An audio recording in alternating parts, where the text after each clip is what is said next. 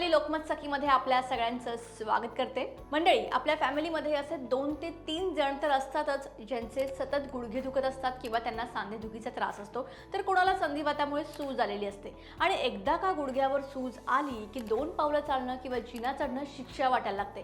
तर अशा वेळी आपण काय करतो, लगेच त्यांना गोळ्या, पेन किलर, औषधं सुरू करतो। पण त्या औषधांनी काय होतं, टेम्पररी आराम मिळतो आणि नंतर परत तोच त्रास। आणि वयानुसार होणारी गुडघेदुखीवर ट्रीटमेंट करणं तसं खर्चिकच आहे। पण पूर्वी असे काही उपाय होते जे घरातल्या घरात करून यावर आराम मिळवता यायचा।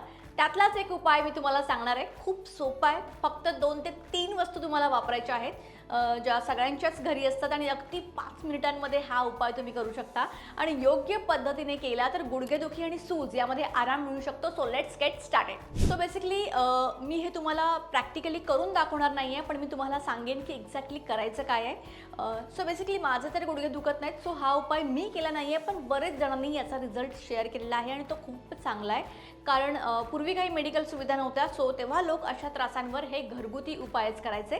सो यासाठी लागणार आहे तर सगळ्यात आधी काय तर गूळ, जो सगळ्यांकडे अवेलेबल असतो। जर गूळ नसेल तर गुळाची पावडर सुद्धा चालेल। सेकंड आहे मध म्हणजेच हनी, आणि तिसरं म्हणजे कापूर आणि थोडंसं पाणी। सो गूळ, मध आणि कापूर या 3 गोष्टी तुम्हाला हव्यात। करायचं काय आहे, एका वाटीमध्ये थोडासा किसलेला गूळ घ्यायचा आहे, त्यामध्ये एक छोटा चमचा मध ॲड करायचा आहे, थोडंसं पाणी टाकायचं आहे, जास्त नाही, अगदी थोडंसं।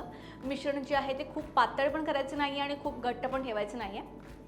आता त्यामध्ये कापूरची एक छोटी वडी हाताने तुम्हाला असा चुरा करून त्यामध्ये मिक्स करायचा आहे। हे सगळं मिक्स करायचं आहे आणि सगळ्यात महत्त्वाचा पार्ट यामधला आहे, तो म्हणजे हे मिश्रण जे आहे ते गॅसवर तुम्हाला फक्त कोमट करायचं आहे, गरम नाही।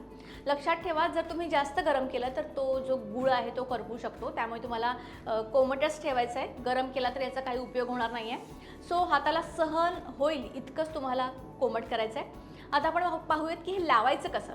तर सगळ्यात आधी मिश्रण जेव्हा कोमट असेल तेव्हाच जिथे गुडघा दुखतो किंवा जॉईंट दुखतो तिथे तुम्हाला हे लावायचं आहे। खूप जोरात मसाज करायचा नाही आहे, हलक्या हाताने तुम्हाला लावायचं आहे आणि एक जाड कपडा थोडासा गरम करून त्या जागेवर तुम्हाला बांधायचं आहे। संध्याकाळी किंवा रात्री झोपण्याआधी केलं तर जास्त आराम मिळू शकतो। आणि जर एवढं सगळं करायला वेळ नसेल तर अजून एक दुसरी पद्धत मी तुम्हाला सांगते, जी तुम्ही फॉलो करू शकता।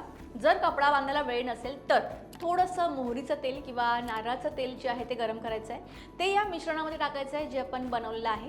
कोमट असतानाच गुडघ्यावर हलकासा मसाज करायचा आहे। 5-10 मिनिटांनी साध्या पाण्याने हे धुतलं तर तुम्ही चालेल। तर तुम्हाला हे किती दिवस करायचं आहे, तर हा उपाय तुम्हाला सलग 7 ते 8 दिवस करायचा आहे। खूप जुना त्रास नसेल तर सूज कमी होणं असा फरक किंवा तुमच्या वेदना कमी तुम्हाला जाणवायला लागतील, पण गुडघ्याची गादी वगैरे सरकली असेल किंवा मेजर काही बिघडलं असेल तर तुम्हाला याचा फरक खूप टेम्पररी बेसिसवर जाणवेल। सो त्यावेळी एकदा डॉक्टरांचं कन्सल्टेशन घेत चला। असे बरेच उपाय आहेत जे योग्य पद्धतीने केले तर त्याचा नक्की फरक पडतो, फक्त आपल्याला ते ट्राय करून बघावे लागतात। सो हा व्हिडिओ जर इन्फॉर्मेटिव्ह वाटला असेल तर लाईक करा, शेअर करा आणि चॅनलला सबस्क्राईब करायला विसरू नका।